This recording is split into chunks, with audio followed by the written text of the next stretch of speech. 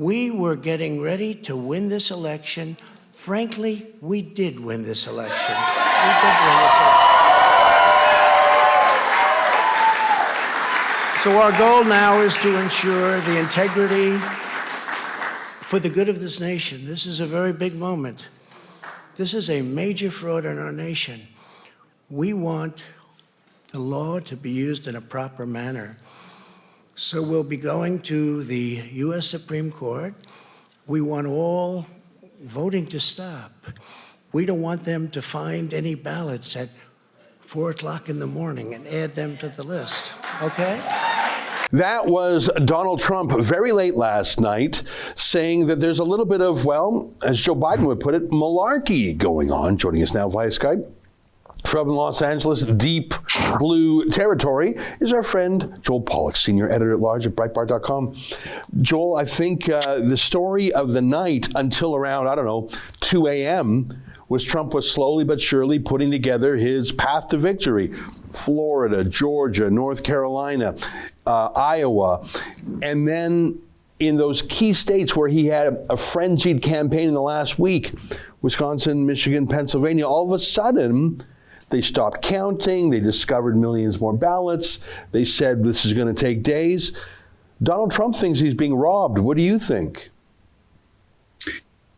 It's hard to know. And I think Republicans will feel that this entire process is a kind of theft because, as you and I have discussed before, the changes that were made at the behest of Democratic lawyers to allow this vote by mail system in states that didn't have it before, or to expand it in states that had it but on a limited scale, and to relax the rules and so forth. That was key to Democratic Party plans on election day and the weeks leading up to it. And Trump has been warning for months that they would try to use it to deny him a victory on election night and then claim victory in the days that followed. So on a macro level, in terms of overall process, I think it is a form of theft, in the sense that these rules were changed largely without the consent of the electorate. In a couple of states that are already governed by Democrats, the state governments went along with some of the changes. But in general, these changes were imposed on people, and the standards vary from state to state, even within Democratic governed states, depending on what the court's decisions were in different states or in different federal circuits. So it's all a mess. And Democrats appear to have intended it to turn out that way because they had lawyered up months ago, led by this guy named Mark Elias, who was also the lawyer who funded the Fusion GPS opposition firm that created the Russia dossier back in 2016. So a lot of the same bad characters have returned. I don't mean that as an aspersion on his personal character. I have no idea if he's a nice person or not, but the tactics he's used are certainly shady. Mm-hmm.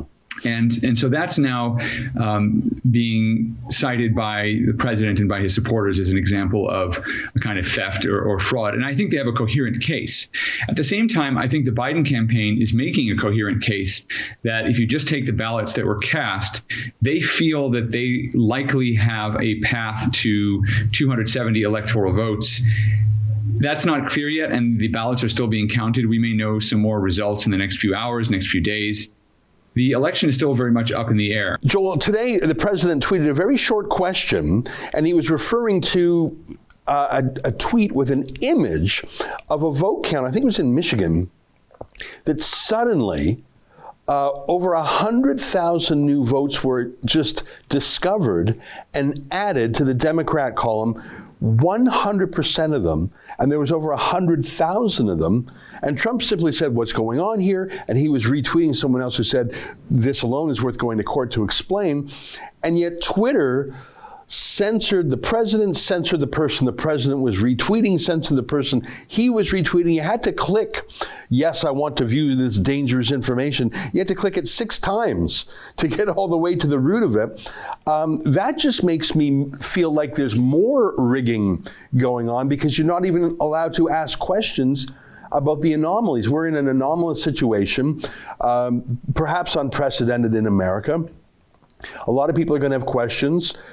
Let the questions be asked and let them be answered. By trying to muffle the question asking, it sure looks like there's a rigging going on. either by social media companies or Democrats, or maybe that's even the same thing these days. What do you make about the fact that anyone who talks about this mess is being called a disinformation liar? Well, I don't like the practice of social media companies labeling political tweets they don't like.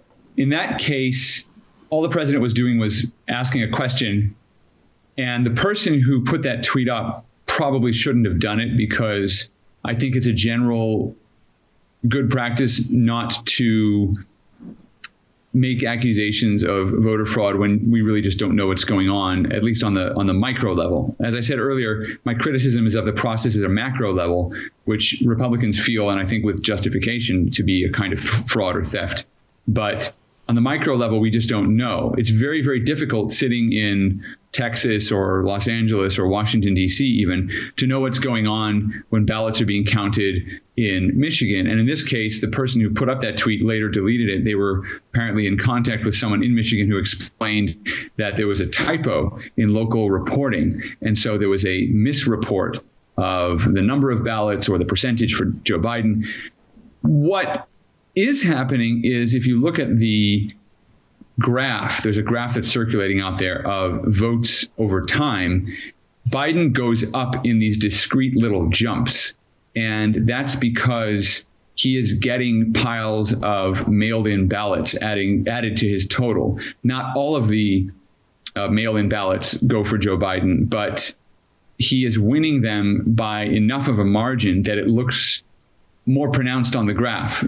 That is to say, Trump will go up, but it looks more like a regular increase on the curve. And Biden goes up by so much that it looks like a discrete vertical leap. So it looks a little odd, and it reinforces the idea that this vote by mail process, which is new in many states, is really an invitation for chaos. Remember that traditionally, the people who want to vote show up to vote or request an absentee ballot.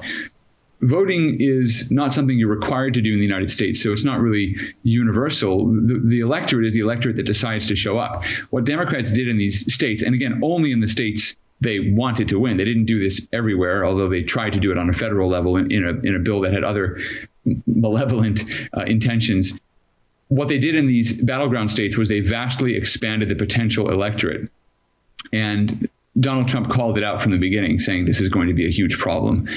And they now appear to have reaped the results of that strategy in Michigan and Wisconsin, maybe in Pennsylvania, other states where this was part of their strategy. Now, again, we don't know what the final result is going to be, but I've been out there saying that in close elections like this, we should not leave the decision up to lawyers or unelected judges or local ballot counting officials, or even to electors in the electoral college who have been subject to threats and pressure before. I think we should leave this to the House of Representatives to decide. We actually have a provision in the Constitution that hasn't been used since 1824 that allows the House of Representatives to choose the president in the event that there's some kind of a deadlock. And each state gets one vote in the House, and each state casts its vote, and the candidate with a majority wins and becomes the president. We used it in 1824 to elect John Quincy Adams, who was a single-term president, not a particularly good president. But that's how we should do this. We should do this because it's the only way to make sure that the people choosing the president have to face the voters again. It's the only way to make sure there's some accountability. That's an excerpt from my daily show, The Ezra Levant Show. Every day I do a monologue on the news of the day, then I interview an interesting guest, and then I read my hate mail. You gotta subscribe. Go to rebelnews.com.